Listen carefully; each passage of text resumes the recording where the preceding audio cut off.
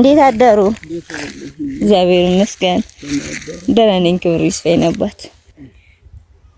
ምን ደህናሽ ነው? ደህና ነኝ። ኧረ ጓያ አይሰጡኝም? ትወስጃለሽ እንጂ ጓያውም ኃይለኛ ነው። ይጣፍጣል? ተመስገን ነው። እስኪ ቁጭ በሉ አባቴ፣ ቁጭ በሉ። ላወራዎት ፈልጊ ነው። ልጅ የለም ሰው የሚነቅሉ? የለም ቤተሰብ የለኝም። ለየራሳቸው ችለው ለራስ ነው የሚራወጥ። ጎረመስም ብለው አንታዘዝም አሉ። ለራሳቸው ልጅ ሞላልደዋል። ያን ልጅ ያሳድጉ ነው የሚጠሩ። እሱ ድሮ አልታዘዙም ነበር ካገቡ በኋላ። እንደኔ ለእናት ለአባት ያገለገለ እንደኔ አይገኝም ነበር። ዘመኑ ነው ያገኝ የለ። አይ ዘመኑ ነው፣ እውነት ነው። ዘመኑ ነው። የኔ አባት አቤት።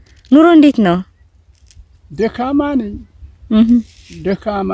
ደክመኛለሁ። አንድ ይህች እሽሌ ያውም የልጅ ናት። አንዲት ተማሪ ልጅ በዚህ በመንግስት ትምህርት ነው ሄዳለች ያለች የእሷ ናት እንጂ መሬቷ እና እዚያ ታዝ ደግሞ ምሪጥ እንደጓሮ ናት። ደግሞ አንዲት ልጅ ቀደም እኩል ነው ያለችኝ እንጂ የለኝም፣ ምንም የለኝም። ትበቃለች አባቴ? አዎ አባቴ በቃ ምን ደርሳለሁ። ምን ይደረሳል እናት?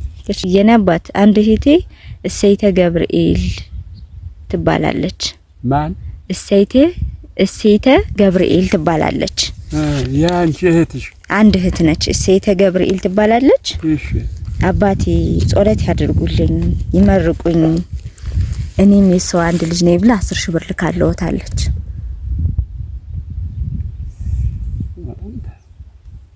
እንዴት ያለ ስራ ያዘሽ ሆና ነው እንደዚህ ያለች?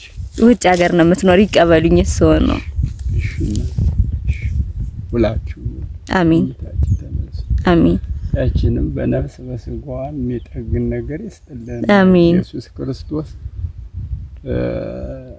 ያልወለደች እንደሆነም የምትወልድ የምትከብድ እርጥብ ያድርግልኝ። አሜን ይነባት። አቆየልኝ።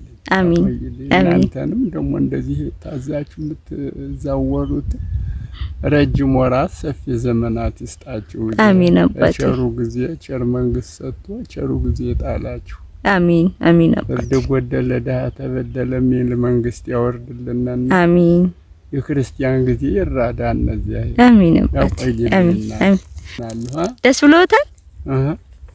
ገንዘብ ሲገኝ ደክመን ዛሬ የምናደርገው ጠፍቶን ገንዘብ ሲገኝ ደስ ይላል እንጂ እውነት ነው አባቴ።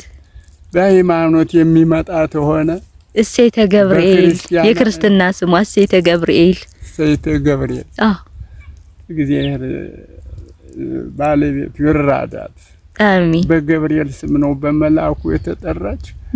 እሱ በረድኤቱ አይለይብኝ። አሜን አሜን። እኔ አባት አሜን አሜን።